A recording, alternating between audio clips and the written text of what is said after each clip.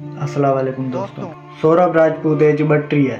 2025 3 मार्च ते पंहिंजी ज़ाल ऐं उनजे आशिक जे हथों क़त्ल थी वियो।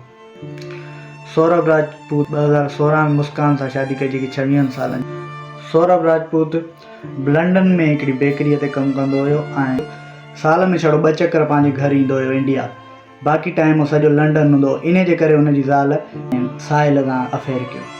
मुस्कान 3 मार्च जी राति ते सौरभ जी मानीअ में नशो विधो। उन खां पोइ साहिल बि अची वियो उन राति जो ई ऐं उन्हनि हुनजो गलो कटे छॾियो पियो। राति जो ई सौरभ जी बाडीअ जा 15 टुकड़ा कया ऐं हिकु नीरे ड्रम में उहे 15 ई टुकड़ा विधनि ऐं उनजे मथां सीमेंट विझी छॾियनि पाणीअ सूधो।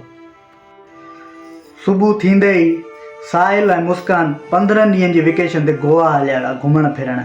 उन्हनि उते होली मल्हाई ऐं पोइ वरी जेको 15 ॾींहंनि खां पोइ जॾहिं मोटी आया त मुस्कान सौरभ जे घर वारनि खे ॿुधायो त सौरभ वापसि इंग्लैंड वियो आहे हलियो। पर सौरभ जे घर वारनि इहा ॻाल्हि मञण खां इनकार करे छॾियो त उन्हनि जो पुटु उन्हनि खे बिना ॿुधाए वञी ई नथो सघे। इन जे करे उन्हनि पुलिस में रिपोर्ट दर्ज कराई।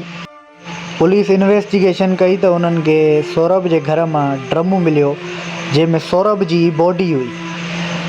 पोइ पुलिस जो सिधो सओं शक मुस्कान में पियो ऐं जॾहिं उन्हनि मुस्कान जी फ़ोन चेक कई त उन में साहिल जा फ़ोटू हुया। ईअं मुस्कान ऐं साहिल पकड़िजी पिया। सौरभ ऐं मुस्कान जी हिकु 6 सालनि जी छोकिरी बि हुई नंढड़ी। सौरभ आयो बि इंडिया इन जे ई करे हो सालगिरह मल्हाइण उन छोकिरीअ जी। साहिल आहे जेको सौरभ जी ज़ाल जो आशिक, उहो बेरोज़गार हुयो, को कमकार न कंदो हुयो। मुस्कान इहो ई सबबु ॿुधायो सौरभ सां गद्दारी करण जो, बेवफ़ाई करण जो। उन चयो त मूंखे टाइम न ॾींदो हुयो, इन जे करे मां साहिल सां अफेयर कयो।